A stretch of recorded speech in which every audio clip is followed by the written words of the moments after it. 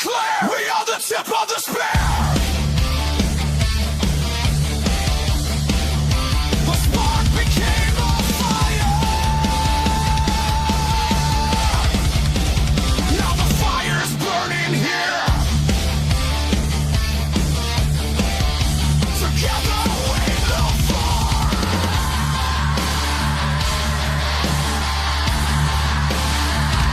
The tip of the spear.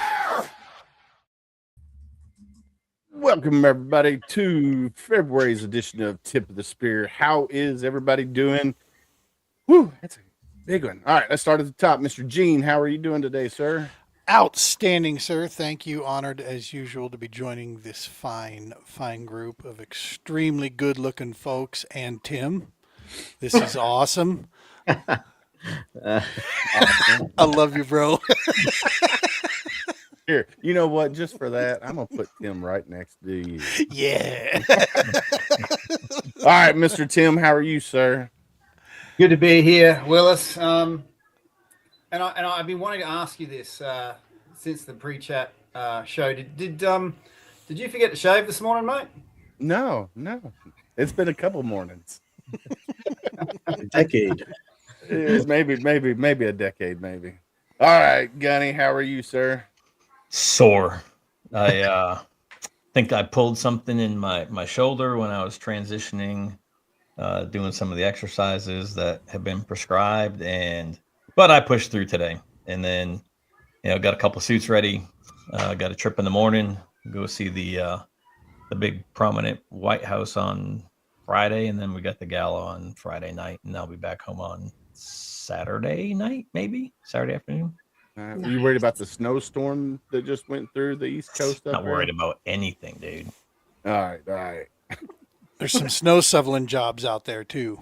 I'm not going that far. I'm just saying. I'm not going that far north, and I don't carry that many IDs with me. Just so. need 5. Yes, sir. Yes, sir. Yes, sir.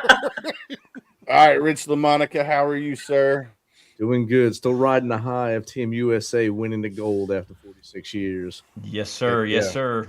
There it is. Heck yeah. All right, Mr. Sean, how are you, sir? This is my favorite family.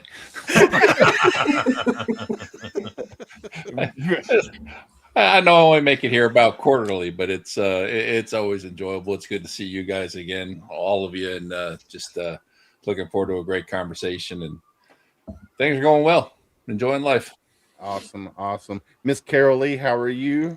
I'm doing good. It's great to be back here. Heck yeah, I love it. All right, Theory, welcome back, brother. Hola. How are you, sir?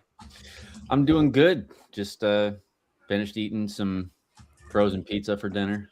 Nice. Oh, nice. So Did you bring Was me it at any? least DiGiorno? no, absolutely not. I got you ever heard of Home Run Inn? Is it good?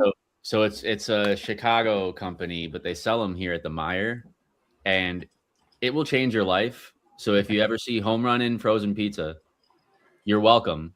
Buy it, and you're welcome. Just trust me, All right. I'll have to check that out when I get back from DC. please. Yeah, I'm gonna have to go to Meyer and get it. You will Just- not regret it. They're expensive. They're like $9 a pie, but it's well worth it. Okay. All right. Awesome. All right. So a lot has happened since the last time that we were on Tip of the Spear. And I know, Rich, you got a topic you want to bring up. Let's dive right into that. Right off the Into cut. it. All right. Well, last week, the Shock and Awe campaign of the VA started with their new amendment to basically punish you if you take your meds, which caused an awesome outrage amongst every veteran that is affected by it. And through silent voices, we're no longer silent. They were outraged. They let their voices heard. They signed a petition. They let their Congress people know. They let their state representatives know. And all of a sudden, that amendment was frozen or stopped for now until they can rethink better ways to mess us over. And Yeah. I think everyone on this panel chimed in when it came out because it affects each one of us in a different way. And I think it's a classless move to do that, 100% classless move. And I think it's reaching for straws when you don't have to. Yeah, so what I didn't like about it is, like you said, they passed this law that if you're taking medicine and that medicine is making you better, and I'm going to put better in quotation marks, um, that um, they're going to lower your VA rating because of that. And it's just like, what the heck is going on? But they So already do that. So let's stop real quick. When they issue your hearing aids and they issue your CPAP, they already do that already, right? So that's been happening within the VA system for years. They're just now making it public that they're going to do it with certain meds. Well, okay, but don't you think that at some point would make veterans who are, let's say, going for an increase, right? They're fighting for their increase. Don't you think that would negatively impact that fight to get that increase, or even It can anyway. It can wanting to anyway. try it? Even without meds, if you go, like, I'm at 100%, so I don't have to worry about anything. I don't want anything else done with the VA. I'm done, right? But when I went from 90 to 100, as soon as I open that new claim, they have the right to look at everything and downgrade certain things, whether you're on meds or not. So you have to be careful when you're dealing with the VA and your ratings. And a lot of people don't understand that and know that. See, now on the outside here, as the token civvy here. No, Carol's a civvy too. All right. Yep. All right. There we You're are, not alone today, Gene. Right. That feels good. It feels good. I never feel alone around you guys. What are you talking about? No, I'll tell you, and see if anybody agrees with me on this. I'm just going to shoot you straight on what I saw, because I did some research and found out exactly what Gunny just stated. What this felt like to me, because we live in this era now, is manufacture the problem, resolve the problem, look good resolving the problem. See, we got your back. This felt so theatrical that it was just oozing with like a script almost to me, that they had to know what the hell was going to come out by making that information public.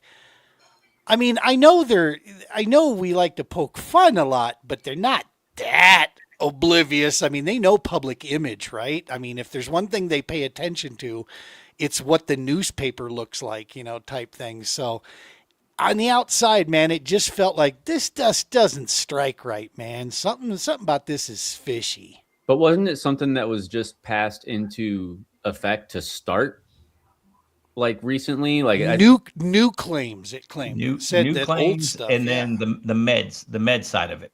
So they haven't been doing anything with the meds of reducing your stuff, but they've been doing it with your hearing aids and your CPAP, right? So they just made it public that, hey, if you're on X medication, if you have post-traumatic stress and it's manageable, or you have decreased stuff, or you stop seeing your psychiatrist, psychologist, then we're going to lower your stuff, right? And then, right, so that all started an uprising and all the veterans talking about it.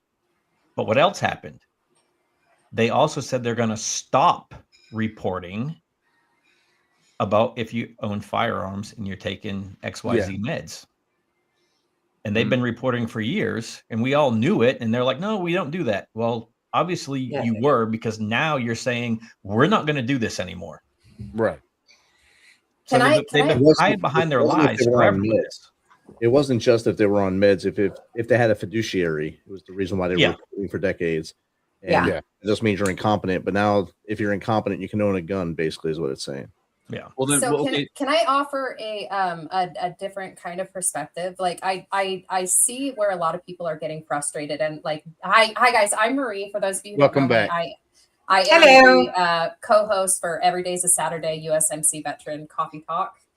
And what Gene was just saying about the whole, they know that people are seeing this, and it's a big splash, right?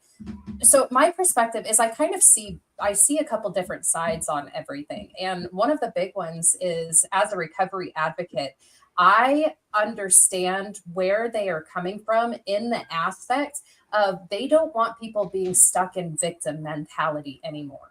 because there's so many people that are getting their disability and they're taking their meds, but they're really still stuck in victim mentality where I'm broken and I can't do anything, and they're still kind of lost in that kind of mentality. They just assume they're taking meds, they're always going to be this person that's struggling with PTSD, right? And now I know that PTSD is something that we will have for our entire lives, or mental health or disability, right? But there are times that things are better, times that things are worse. I get that, I'm right there. But the perspective that I'm seeing with this is that idea that they want people to say, hey, if these meds are helping you, if these devices, like for me, I've got different devices, I wear braces on my legs, if they're helping you, hey, let's get you back into the workforce. We don't want you feeling, and not just in the workforce, but also just into like volunteering or doing more things. And so I think, and I could be completely wrong, but I think that that's kind of more of what they're trying to go towards, is like, hey, people, you don't have to be a victim. If these meds are working, But it shouldn't affect your rating, because the rating affects your pay. Yes. And so and that's the thing is I see both sides of it, because I also don't think that people's livelihood should be affected by temporarily feeling better, because that's the thing is meds are a temporary thing. And so I understand them wanting to encourage people to get into the workforce. And I also understand, let's not mess with our disability. Like you can say, you can change up, and I put a comment on that .gov thing for this thing. But I think that if people are really wanting to mess around with stuff like this, they should be messing around with the standards for unemployability. Because my understanding is that is what unemployability is for. Is, hey, if you are doing better, you don't need to be unemployable. If you're doing worse, you can be unemployable. So what I don't understand is why they're affecting the rating. So if they're wanting to change it, mess with that part instead. But I also see, the other sides. But they're not going to do anything with the unemployability, right? Because if, like me at 100%, straight up 100%, I can work and make X amount, whatever money I want. But the unemployability, you can only make, what is it, $1,300 a month or something like that, $1,100 a month, or $13,300, whatever the magic dollar is, right? So they want people on that unemployability. So they have to rely on the VA. Yeah. Instead of giving people 100%. That's why it's so hard to go from 90 to 100. It's almost double in pay from 90 to 100. Yeah. See, anytime the solution involves the people of the program paying the weight, I immediately know what their motivation is. Yeah. Okay. We have an infrastructure problem, so the result must be more taxes. It couldn't be that we're wasting the money you give us. No, it couldn't be that. So I hope and wish for the good idea that they have the right motivations, but the fact is, it seemed like to me that the only resolution they were firing was going to end up hitting the people that this program was serving, not them. You know what I mean? And so immediately I'm like, smells bad. Somebody had said something in one of the posts I saw, and it kind of resonated with me. And they said that it should, in no way should it affect any ratings, because we weren't medicated when we signed the dotted line. Right. So you shouldn't be like everybody says that your VA compensation every month is not, it's VA disability, but it's like, it's not your disability pension. It's a benefit that veterans get for injuries obtained during your time in service. Right. So that's why, Gunny, he can work. It's just the way that it is. So it's like, I think a lot of veterans who share that mentality where it's like, I'm not disabled. I'm being compensated. It's my compensation for my time in service and the injuries that I sustained during my time in service. And if the VA is trying to, whether they're trying to cut spending or whether they're trying to budget more or better, whatever the case may be, it shouldn't affect my benefits, because they're not just going to throw medicine at me and be like, if this is making it better, we're going to cut your pay down, because I didn't have to take medication to be good enough to go serve. Yeah. So I shouldn't be treated that way getting out, with injuries sustained throughout my time in service. You know, some are visible, some are not. So it's like, you know, all these things kind of play a part in that. And I think that it's really, I mean, it's just my opinion, but I think it kind of deters veterans from wanting to either continue to fight for an increase because they're worried the VA would be like, I mean, like you said, you know, Gunny said, you know, they have the right to reopen your whole jacket and they can lower your stuff right then and there. And you know, I've seen plenty of examples and people who have been on my social media feeds commenting on this, saying that they went to go fight for an increase and the VA actually decreased their rating. Yep. And they went from like 80% to 60%. Yeah. And it's like, me, I'm at 80% right now, and I've been wanting to fight for that 100%.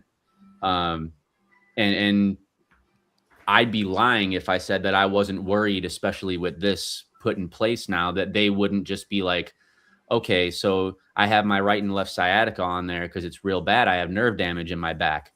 So I wouldn't want them to be like, hey, we're just going to give you a script for gabapentin or whatever the case may be, some kind of muscle relaxer, put me on pills. Is it helping? Okay, let's go ahead and lower your dose. Or let's go ahead and lower your pay because you're dosing on this medication and it's helping. It's going to make veterans want to A, stop taking their meds. Yep. Or B, it's going to make, because any veteran, I guarantee you, if you're making, you know, $2,400 a month at 80%, you're not going to take your medication and sacrifice $600-700 a month. You're just going to tough it out, and that's going to be harmful for the veterans that are doing that. So I think that But some of those meds are harmful if you stay on them long term, right? Right, Yeah, like secondary effects of your meds. Gabapentin is a But narcotic. what's That's anal not- leakage among friends? I mean, Right. Yeah. But like, Yeah, that's, no one's that's talking kind of the whole about thing the that I'm cost getting of at, though, taking is these things. When they give you these pills, no one talks about the cost of taking them and also how hard it is to get off of them. I wish I knew that before I lost 6 years of my life. yeah. And I mean, you know, my wife, you know, after her you know, brain surgeries last year, you know, we're coming up on a year of post surgery in April. And I mean, she got gabapentin for like a muscle relaxer because she had a lot of, I guess, problems with the soreness, and because it was all, you know, up here with her brain, it was affecting a bunch of her, you know, other parts of her body. Yeah. So she was given gabapentin, and she's like, I don't like taking it because I feel zombified when I take it. So if I go to the VA and I'm like, hey, I want to open a claim to, you know, maybe add something that, you know, that has been affected with that's how my sciatica got put on because of the nerve damage in my back. And when I went to the VA to get from 40 to 80% a couple years ago, they noticed that my sciatica was a cause, and they put all the information in, and that's what helped get me bumped from 40 to 80. But it's like, if they were to just throw gabapentin or some kind of medicine at me, I don't want to take that shit. I don't even like taking Tylenol if I don't have to. Yeah. So I think it's a lot of negative effects that can come from this, and they're looking at it from what's the responsible thing to do that makes us look the best, that we're trying to help the veteran community. But in fact, I feel like they'd be hurting the veteran community in a lot more ways than they would be helping. Yeah. So can I tell you just a quick story for myself? So what you're saying, I've actually experienced that, you know, with the taking the meds and then it being harmful. So when I first got sober, because I was, you know, like way lost in, you know, they were just giving me pain pills, and then I was on drugs and alcohol, and, you know, I was just not in a good place because I wasn't actually addressing my stuff. And when I got sober and all my mental health stuff hit, they put me on these different meds. They actually had misdiagnosed me as bipolar. And they diagnosed me bipolar, borderline with PTSD. They started me on a whole bunch of different meds, and I was on those meds for 5 years. And those meds helped me for a few years. But after about 5 years, once I did trauma therapy and started processing through the stuff that I had going on, they realized, oh, you're not bipolar, you're just borderline. And the difference is one is a chemical imbalance and one is an emotional balance. And so after those 5 years, after I did the trauma therapy, they had me on 5 different mental health medications at that time, and gabapentin was one of them. And 2 of them were sleep, and then there was 2 other, an antidepressant and anti-anxiety. And so I was on 5 different meds. All of a sudden I started having cognitive processing problems and memory problems and all sorts of stuff. And so this is where I see on the other side, hey, don't mess with our disability, because it happened like almost overnight that everything just got so bad so quickly. And I ended up having to go into the psych unit again because I got suicidal again. Yeah. And in the psych unit, they detoxed me off of 5 medications in 2 weeks. And the issue is some of these meds needed 6 months to titrate. They took me off everything in 2 weeks. And it was bad. It was super, super bad. And, luckily for me, I haven't been able to go, I haven't needed to go back on meds once I finally relaxed, because mine is an emotional imbalance. And as long as I'm emotionally being treated, I don't need the meds. But I can't imagine if they would have taken my disability for those 5 years. And then all of a sudden I crashed that flipping hard. And then I'm like, well, now I'm screwed because I can't do anything and I've got no money.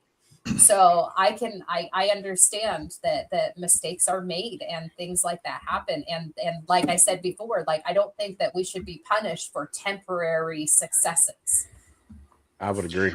Yeah. So before real quick, Steve-O put something in here about, everybody who served honorably should have 10% automatic. As soon as you fire a machine gun or weapon system, you can get PTSD.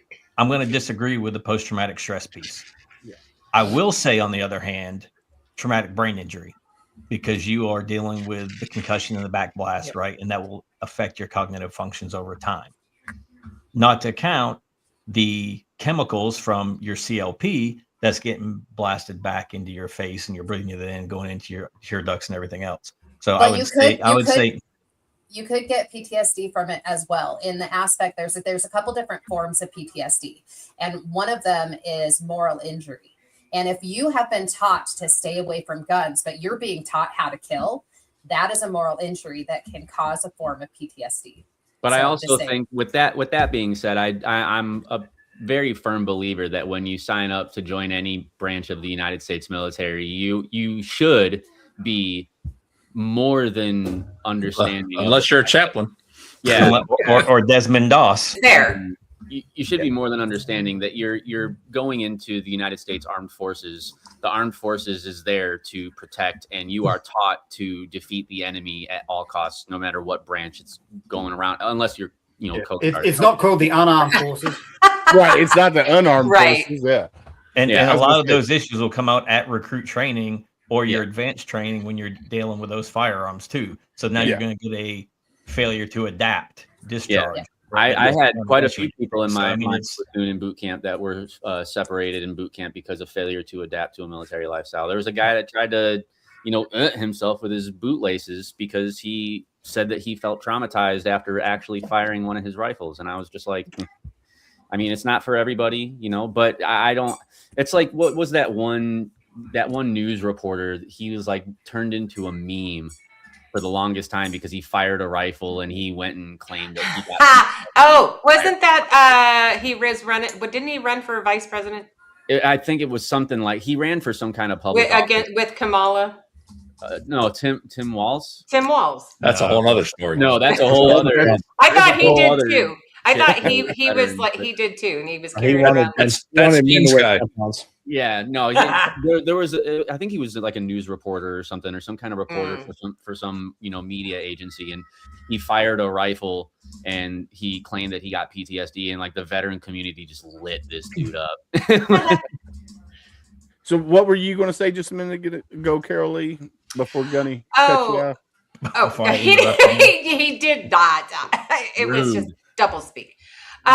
Basically, just to piggyback on the gabapentin, most of you who know me know I have 2 Marine veteran sons, and my youngest veteran son, when he ended up with Bell's palsy from the COVID shot, and he got that trigeminal neuralgia, and they put him on gabapentin, and they had, because I mean, he was a stick to begin with. He was lucky to make it 150 pounds, and his metabolism is so fast. They had to bump it to the max dosage, 3,600 milligrams a day of gabapentin. And the adverse reaction to that was he couldn't walk. It made him so dizzy, and his equilibrium was shot. He ended up with hearing issues, memory loss. He couldn't hardly put a full sentence together properly. He and some vision loss also ended up with that. And the gabapentin is so toxic, especially for taking it for such a long time. Yeah. So, I think a lot of times it's a hit and miss. It's like, here, try this, right? We don't know how it's going to affect you, but here, try this. Yeah. Yeah, why not? It's Story here- of military medical, right? Yeah, you gotta get your Motrin, you're good. But Yeah. I think And personally change your socks. that Yeah, I'm not taking it. You can have as much as you want. Really, Yeah. really change your socks, or your toenails will fall off. I'm living proof of that. there's two things here. Like for me, I have never been a military discount guy. Me In fact, I was that idiot that used to go in the PX and ask for military discount just because I thought it was funny. They didn't understand what the hell I was saying, but I thought it was funny. But when it comes to VA benefits, I have a hard line on this. The VFW commander referred to it as our workman's comp. And I think that is about as close as you can get to reality is, we all, like it's been said earlier, we all signed the dotted line. We wrote a blank check. The fact that we're broken now and all this other stuff, tough shit. You got to foot the bill now. And to me, it's a hard line thing. It's not, there is no negotiating here because the country is responsible for taking care of its veterans. Right. We served the country freely. We weren't forced to do it. Now you own the bill. And that's the one area that I don't think you mess with. You have a bunch of trained fighters, veterans. Yeah, you don't want them knocking on your door. It's the last group, and it's probably one of the reasons why we'd never have a military coup or some sort of because everybody thinks Trump's going to become a king and everything. That'll never happen because the veterans will never let it happen. Yeah, But we're the last group you want to piss off. Maybe that's what they're trying to do. Maybe they're trying to medicate us to take us off the board. But the fact is that there's so much we can do better to take care of our veterans, and I don't care what the price tag is. I really don't. We spend so much wasteful money on all this BS. Okay, it's time to turn around and take care of your people. Well, look at the gear we left. Look at the gear we left back during Desert Storm, Desert Shield. Right, all the gear that we left behind during Desert Storm, Desert Shield. All the gear that we left behind in the withdrawal from Afghanistan. Yeah. Yep. Really? I mean, the billions of dollars of gear that was left, that was operational gear. It wasn't like it was damaged and can't be moved. You don't even have to talk about military gear. Talk about all the wasteful spending the government does anyway with studies overseas and transgender studies. Who gives a shit? Or a toilet seat for the White House. Yeah. How to turn rats transgender. Yeah, but I think but what you're people going vote people out. to mess with my disability pension or my disability compensation, but you'll spend. If I could offer a perspective from down under, I think there's a big problem with the word help. When someone tries to help a group and they don't understand it, it doesn't matter how much resources you have, you're always going to be coming up short, in some ways making it worse. And the way I sort of liken government's funding or spending in veteran recovery programs, they're like, well,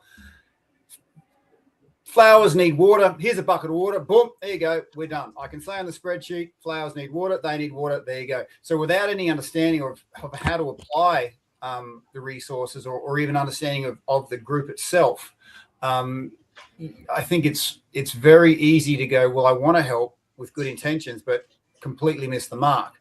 And I will share this. I'm not just one to point out problems. Two things that really worked for us down under was understanding how pain worked. And it didn't matter if it was physical pain, emotional pain, or where it even came from. And it wasn't even necessarily veteran centric. This is just what we discovered.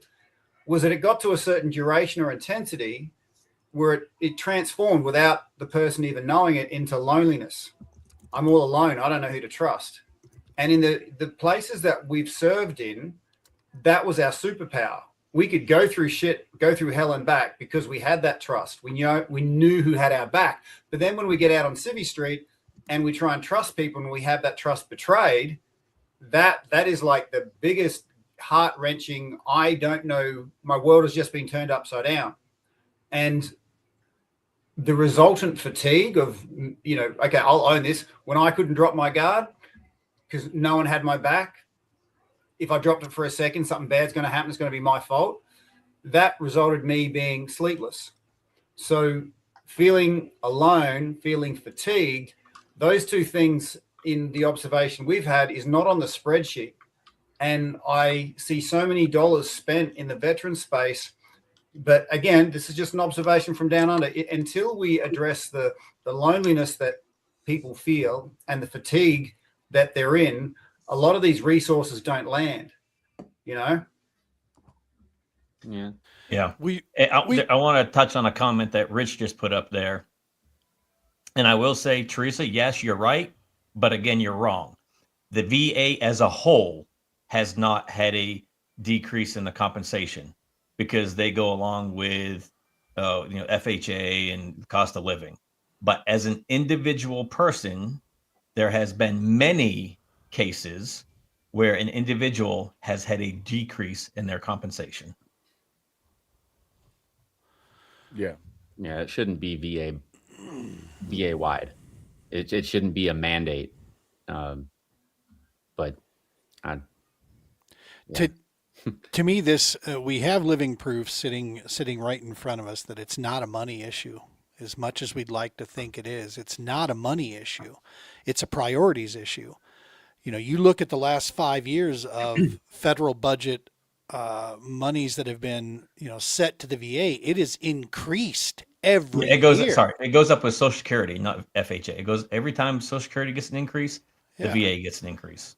So spending, and there was an expansion of employees that was sent to it, but yet we're not seeing the drop in issues or mental health, issues that are out there. We're not seeing that go anywhere.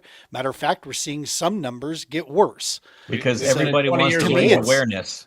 Everybody Right. wants to raise awareness instead of taking care of the issue. We've been raising awareness on post-traumatic stress since the early 2000s. Yeah, absolutely. It's been 26 years, 25 years coming up since 9/11 happened and that war started in Afghanistan. And then we're 23 years went since Iraq started.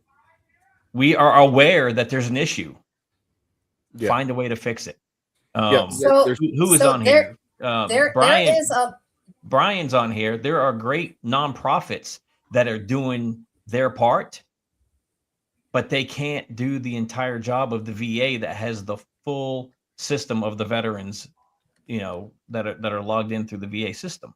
So what people may not know though is there is a lot of programs that are being started, especially in the last couple of years. So I will shout on the rooftops, at least the Utah VA. Okay, the Utah VA is the best VA that I've ever been to. And I know that some of the programs that they're implementing, they're trying to implement, all over. But one of the biggest things that they actually do is like a lifestyle medicine class. And I don't know if that is with all the VAs or whatnot, but here in Utah, at least, like they're doing like yoga classes and food mindfulness as mindfulness for pain management. They're doing food as medicine. They're doing all sorts of stuff that is actually kind of helping with some of that PTSD stuff, with some of the disability stuff, especially the yoga classes. They've got weekly meditation yoga classes. Like they've got all sorts of different things that they actually are trying to implement now to get people off of medications or to get people to get more help, and instead of just the awareness. So I know at least here in Utah, there is a lot of changes that are happening. I'm hoping that it's in the other VAs, but I would look into the lifestyle medicine classes. And Okay. there's just so much that's being implemented with the mindfulness, with the yoga, with the Like everything classes, else in the civil the service, group there's a lot of classes. garbage throughout the VA too. Yeah. I've Yeah. I've filed I've filed Ohio. complaints against my doctor specifically. You know, the only word he knew was no. Yeah. So I'm gonna comment But there on are this some one. programs. That's all I'm saying is look into Yeah, the it's hit or programs, be miss. your own advocate, because some of the VAs really are implementing a lot of changes already. Yeah, Go so ahead, I'm gonna sorry. comment on this one. So this is from Rich's YouTube from the Better Willis. I seriously doubt that there's a better Willis than me. That's it got to says, be is- that's probably your wife. I don't know. She's I the don't know. best Willis. It is. It is the one that can say Eastern Kentucky. Oh, there's Teresa. Hold on, we'll bring her up. Is there a point that you can get to that the VA can't mess with your compensation? So I'm going to say this because you could be 100% and do like Gunny and not go back and file a different claim.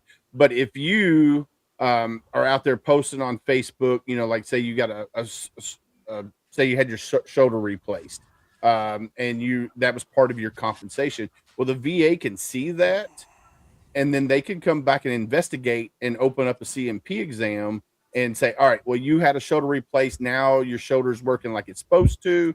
We can reduce you. So even if you are 100%, they can still open up a claim and reduce your, depending on if you get better. Like I got a total knee replacement in my right knee. Well, I can't file a claim on that because I had a total knee replacement. That's not can file a necessarily claim on true. that. Well, I mean, I can file a claim on it.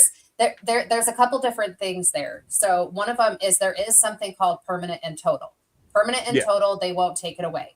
But I was going to say, with your replacement, I had bilateral hip replacements, and they actually have given me disability for the replacements, for the residuals of the replacements, for the scar tissue, for the limitation in flexion. Even though my hips are better and I can still move around, there will be permanent damage that will be there because of the way they have to cut into the muscles, cut into the tendons, cut into everything. So they will give you residuals. So if that's something that you have been Yeah. hesitant on, they will give you residual disability for that.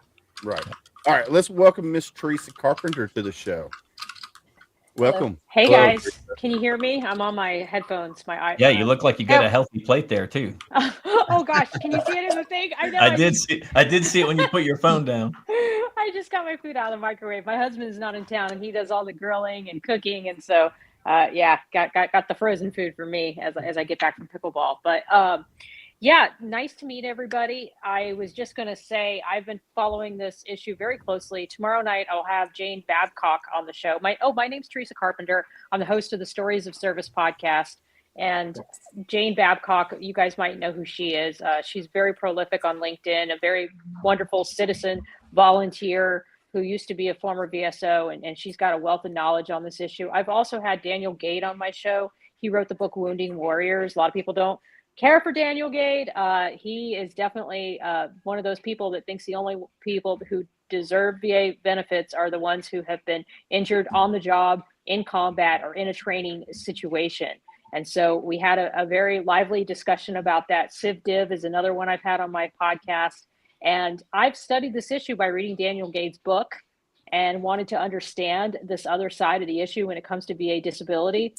And yeah, just like I think you were saying, I don't have my glasses on, my contact lenses, but the female that's on the podcast, she was talking about this, kind of taking the other side about how it puts people in a dependency role. And that's kind of what Daniel Gade's argument is. But the best thing I got out of the book ultimately was that we have never been successful in trying to take away VA disability.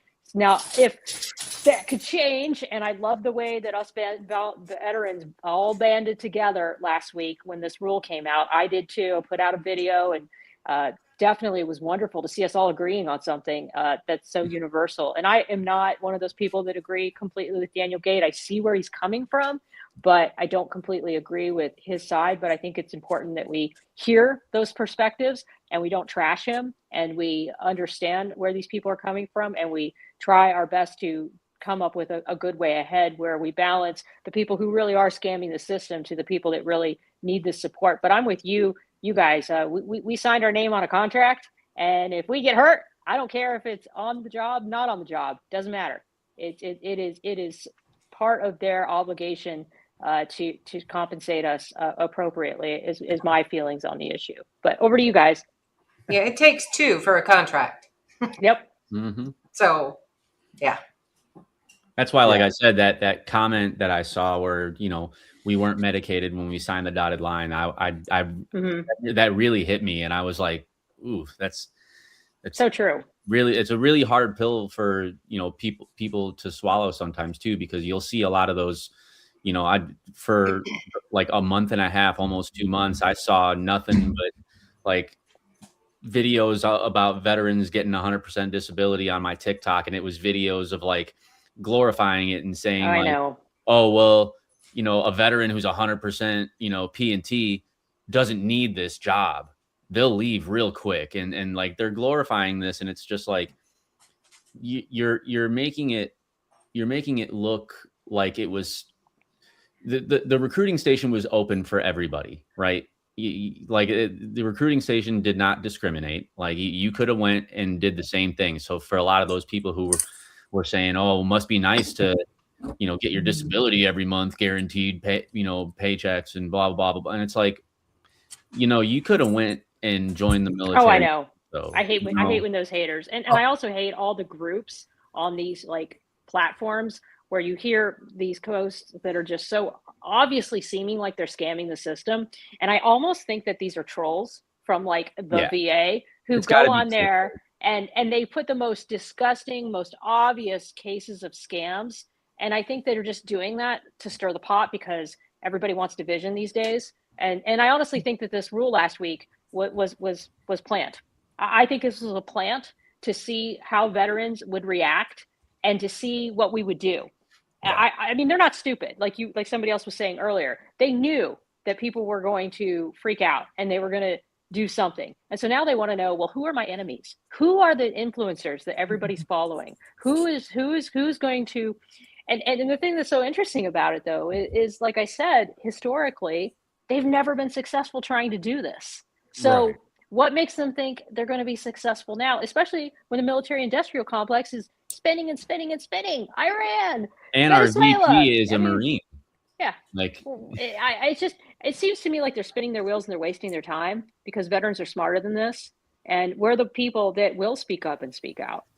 Us and first responders. Yeah, I mean, I don't remember the numbers. Rich, do you have the numbers of how many people commented and made us think about it like within 24 hours? I think you posted something about the numbers, didn't you? Was it like I didn't know the exact number is like 100,000 or something in the first 24 hours. Wow. Yeah. It went nuts in the first 24 hours, and I think it's up over 400,000 now. Yeah, because I opened up TikTok the next day, and man, I tell you what, TikTok was blowing up, especially on the veteran side of things. It was blowing up, and I was like, holy cow. And that's the good thing about having, you know, this platform here, the Tip of the Spear, is we can all come here and talk about it from our point of view. And, you know, of course, you got all the people that are commenting and everything. And if you can't see the comments, you probably need to click over there and click on comments so you can see them.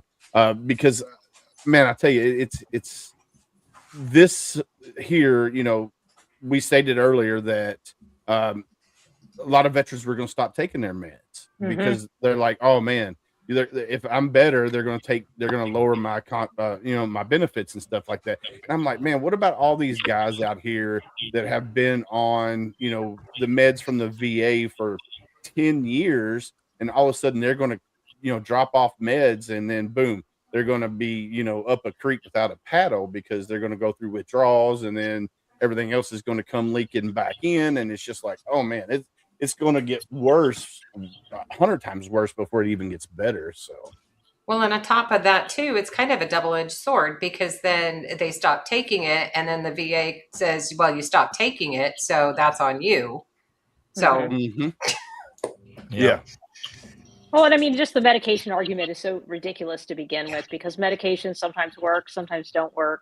But it's a temporary fix, no matter even if it does work, because it's not meant. Medication is not meant to be a long-term, exactly, you know, problem solver. Like, I honestly think that they chemical were cast. It's got to come off at some point.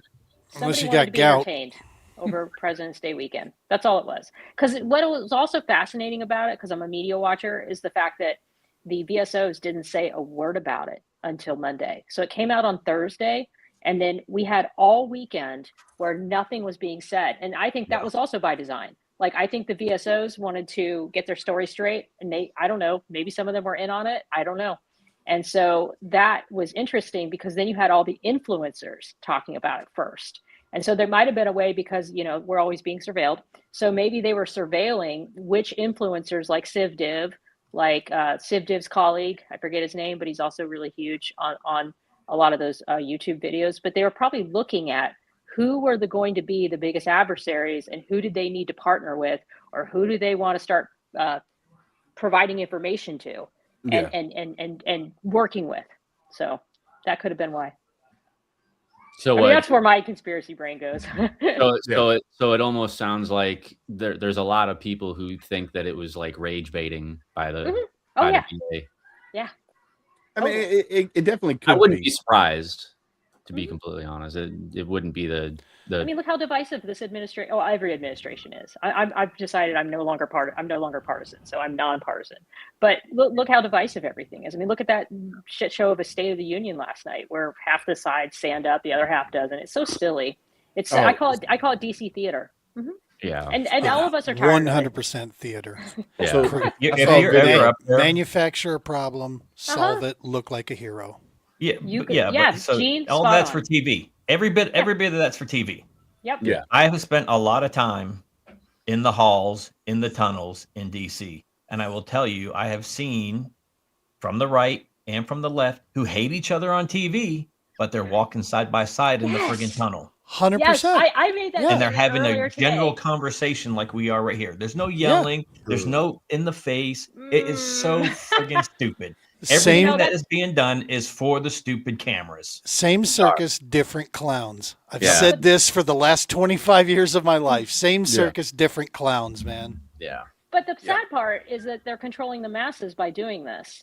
And the Epstein files were like the biggest example. I mean, after I saw the Epstein files and I read a book called We Are the Bad Guys, I was like, oh my God, because I kind of went from left to center, then I was a little right of center, and now I'm zero of center. I just think it's all a big scam, like either side. And I think that the VA was trying to do the same thing. I think they were trying to stir outrage, and they were trying to monitor who they thought were going to be the biggest people who are going to fight this, and what is going to come of it. And I was a little bit disappointed, but what I was happy about, like I said, was I saw a lot of veterans coming together and uniting and speaking in one voice. And that part of it I really appreciated. And I mean, I think that's a good thing. I think we all understand that this is, like you say, a benefit that we all signed our name on the bottom line, and we followed the law. Yeah. And we have benefits by law that we are entitled to. And I feel strongly about that. Yeah, I think everybody here would agree that we all, it's something that we are entitled to when it comes to, serving our country honorably. And we, have PTSD, moral injury. You got blown up twice. Those after we get out, that's something that should be there for us, whether we take it or not. Like for me, for example, when I got out in 2004, I didn't start going to the VA until 2022 or 23.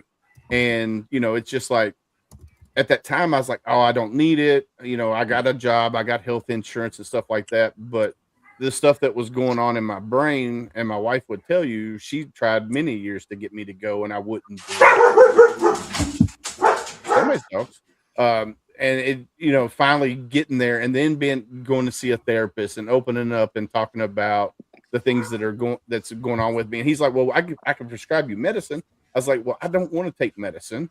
And the reason I don't want to take medicine is because I want to try to do it deal with the problems the right way and try to solve it without using medicine, whether just talking with somebody or when we were down in SOF for SOF missions down in Tampa, they recommended accelerated resolution therapy for me. So that's something that I got to check into and see if that works. I don't know if it will or not, but I've heard good things. I've heard bad things. So yeah, definitely. Willis, speaking of getting out, I do need to excuse myself early. I've got a top of the hour appointment I can't get out of. But I will leave you with something. We've always prefaced that, all the money you make, all the money you get is not going to put back in what the service takes out. The money that you do get from whatever allowance is there for you to go on your seeking of healing journey.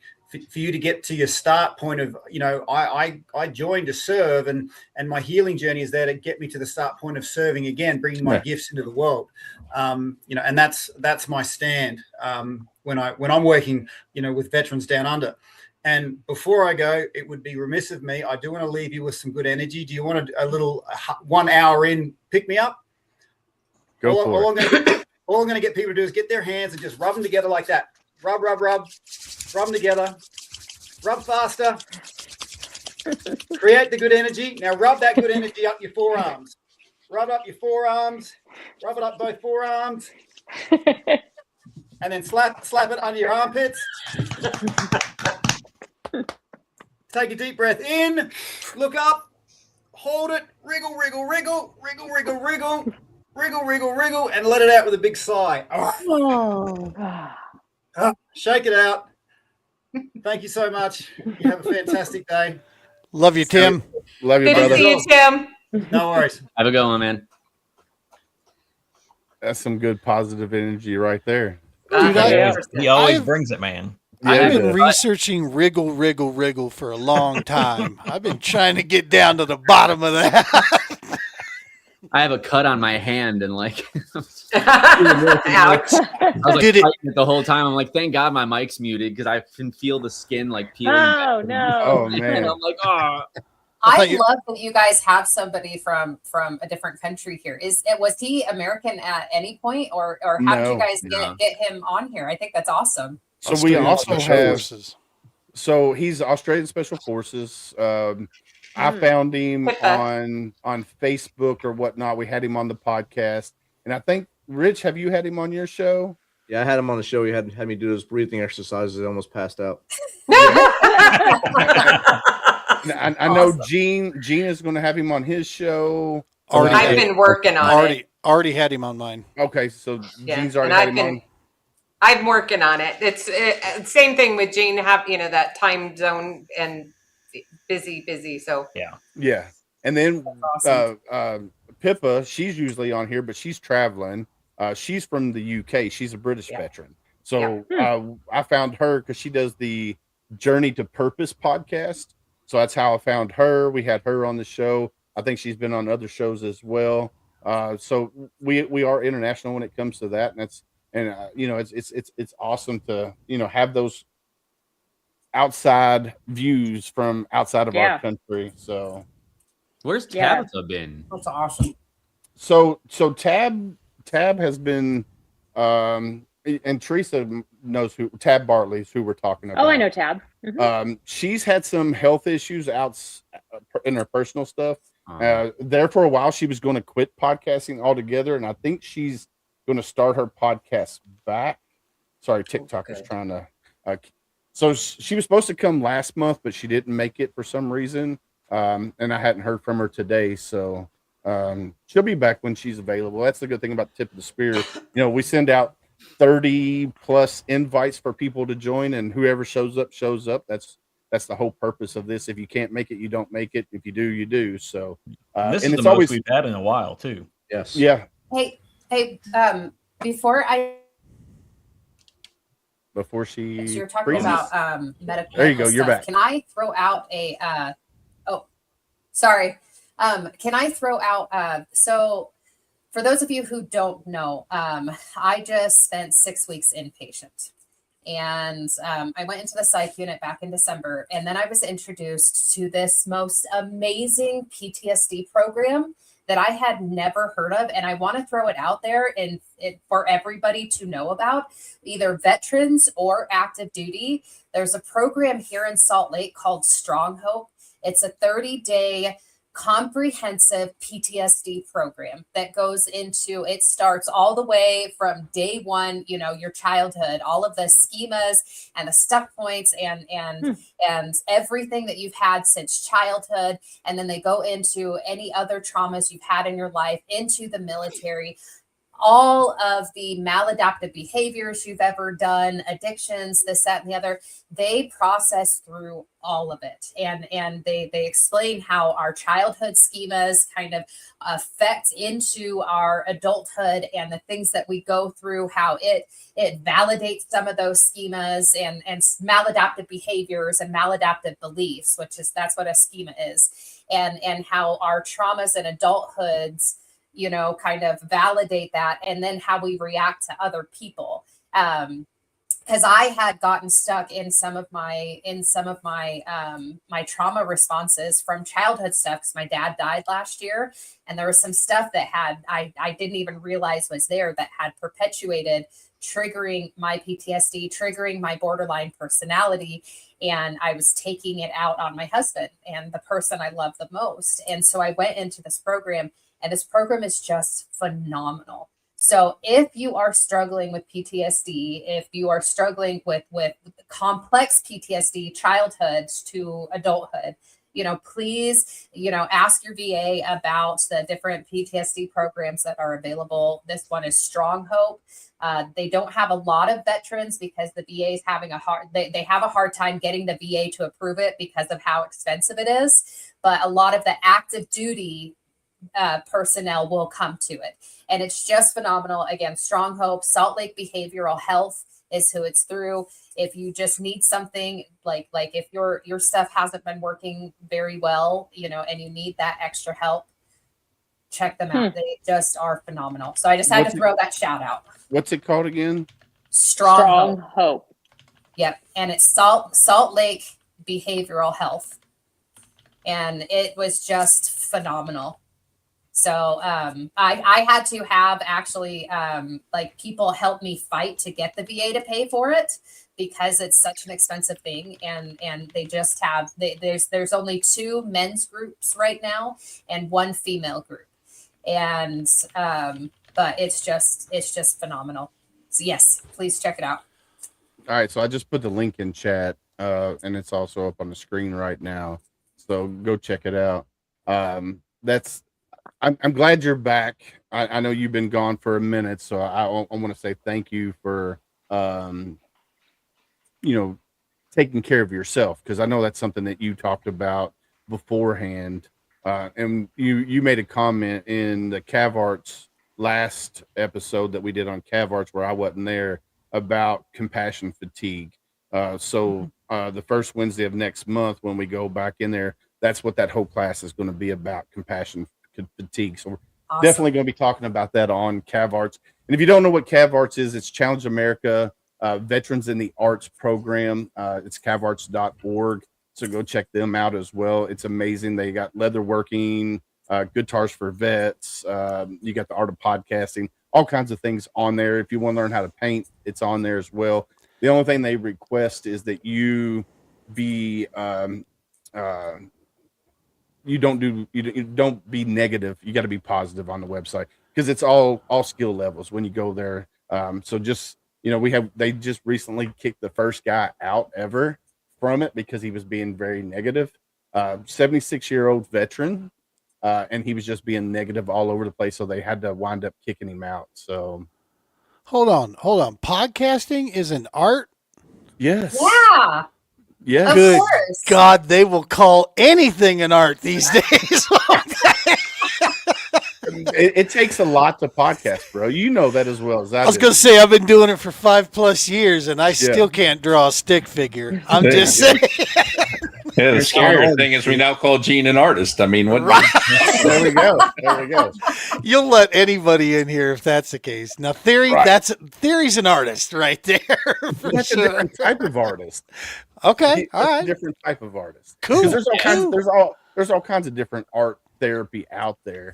It just depends on what's your passion, whether it's leatherworking, painting, be podcasting, whatever. It's As a podcast host, you have to be creative. It's Oh, all yeah. about creativity yeah. because you have to know what your audience wants. You have to know how to talk to your guests. It's all creativity, and it's both sides of your brain. So of course, it's Yeah. an art.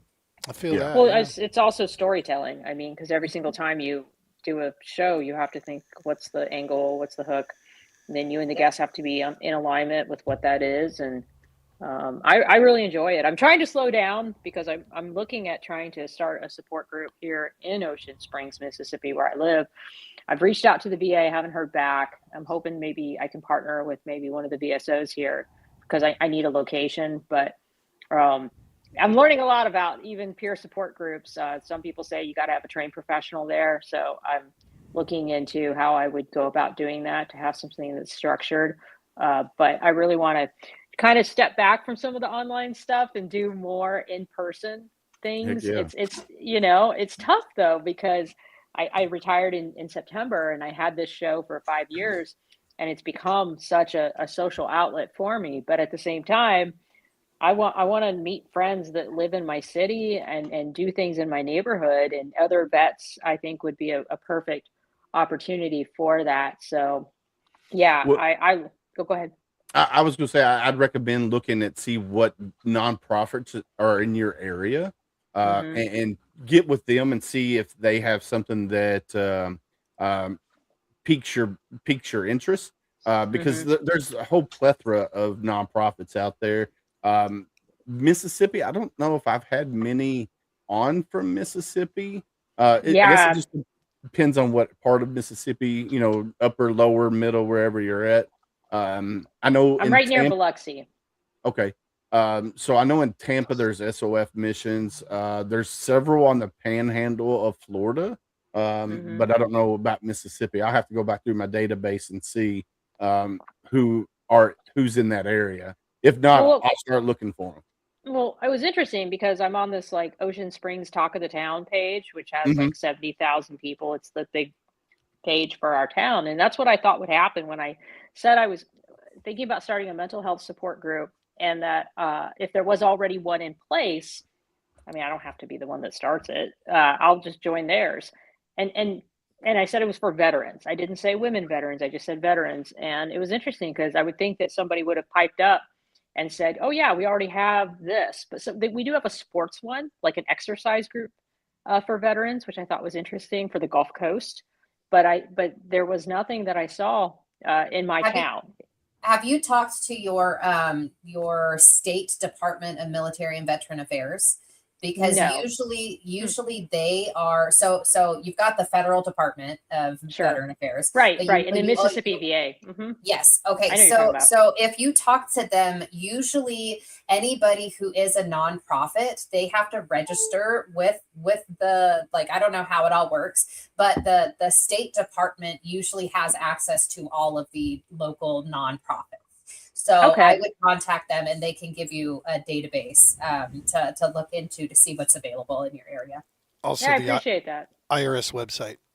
Yeah. Yeah. You can narrow it down to state and just go click.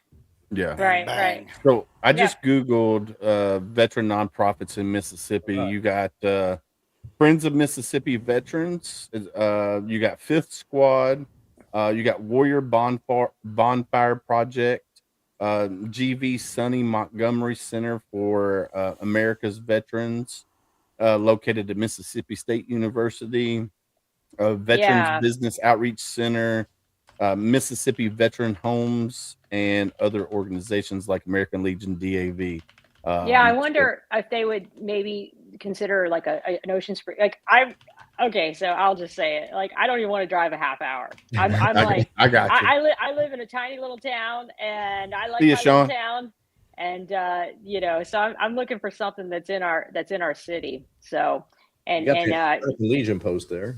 we Yeah. have a Chamber, we have a maybe? VFW in Ocean Springs, and I'm in talks to see if they'd be willing to host it. But there's liability issues. There's Yeah. like I said, a trained psychologist issue. So I'm working through that. But yeah, it's an interesting process. I did AA and some of those other groups many years ago, But since then, I haven't really been a part of those organizations from a pure support group. But I think that stuff's really important, and I want to kind of work through this process and see where it leads me. So, Rich, I'll keep you posted. I'm not on your email list either for these groups, so if you ever need Get me you to in come there. back on, yep, I'm happy to do it. Hey, Rich, you'll have to give me her email, and I will. will add her to the next one.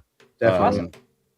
So we do it the last Wednesday of each month. The tip of the spear. That way it's brings people back. I mean, that's what I love about it. So, but it is about that time of night, guys. It is 8:09, so we've been on here for about an hour. So for the ones that are not, or the ones that are new, the way we end the show is I'll bring you full screen, and then you just say words of encouragement to our audience and everything.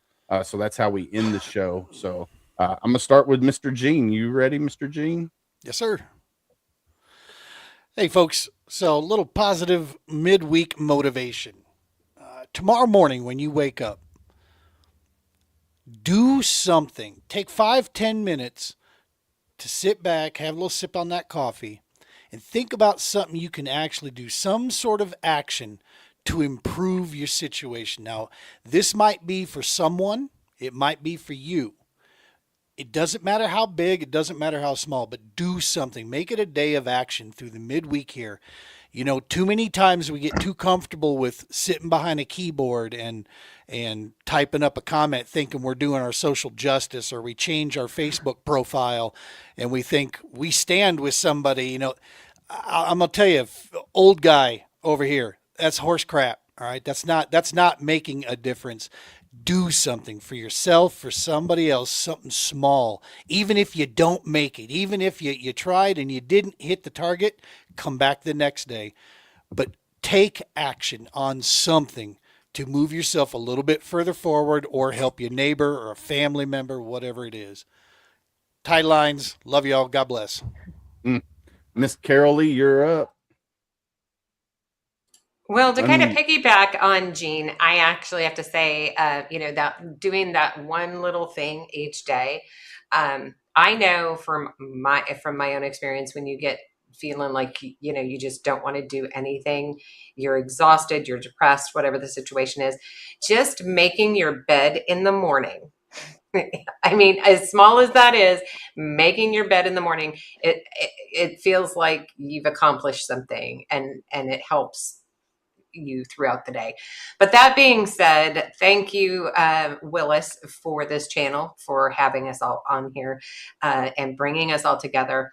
And for those veterans who are out there watching this,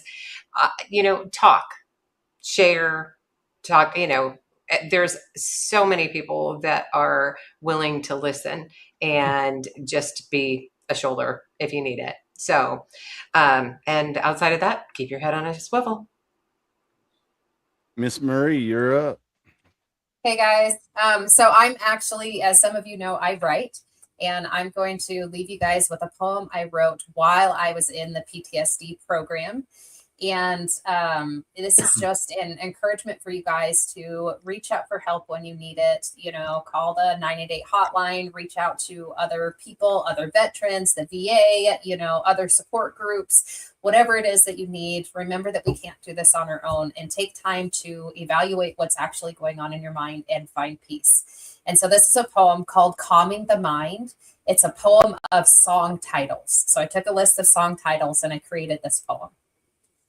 If you can close your eyes and slow down, what will you find? Would the sound of silence be too much for your mind? Would you unravel, or would you be undone? Would the landslide of memories be very fun? Would every breath you take bring you far away, or the pain of your past keep you lost in yesterday? Would hypotheticals cut your future seams ahead a boulevard of broken dreams? Or could you credit the past as growing pains and leave out all the rest until love remains? Can you allow for an unwritten future and stop asking yourself, what was I made for? Could you be present like nothing else matters until finally your castle of glass shatters? The one you use to protect your heart. Allow the revolution, walking on sunshine, to start. Imagine a life that's not radioactive. Don't stop believing God has peace to give. I'm a believer you can get off the shelf. You can find an urge for going and find love for yourself. Be just the way you are, yet always strive for more. And no matter what, keep knocking on heaven's door. Thank you guys. Have a good night. Good night. All right, Mr. Theory, you're up, sir. How do I follow up with that? I got a beat for you, Marie. I'll get you in the booth. I don't know. Just be kind. Have some patience with people, and I know that's something that I'm working on myself. And just be kind. Love one another. Look out for one another. And just try to spread peace and positivity with everything that you do. Amen, brother. Rich LaMonica, you're up, sir. Hello, everyone. We talked about the divisiveness in this country and what makes it happen. Listening to talking heads on both sides of the aisle, listening to that 13-inch screen in front of you. Pause every once in a while and think to yourself, why is it happening? Why are they dividing us? Because they can divide and conquer. Stop your neighbor when they're walking down the street. Look them in the eyes. Look those 3 inches up from your phone. Say hello. When you're running, when you're walking, when you're in a grocery store, look at people. Say hello. Smile. Just a smile. And that will make them smile. That will make their day.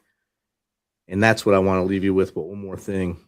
I want to give a huge congratulations to the 160th Special Operations Aviation Regiment, Chief Warrant Officer 5, Eric Slover, last night for being recognized for his heroism during the raid to capture Maduro in Venezuela. He has sustained wounds and was awarded the Medal of Honor last night. So big congratulations to him and the whole Night Stalker family. Good night, everybody. All right, Miss Teresa, you are up, my dear. Awesome.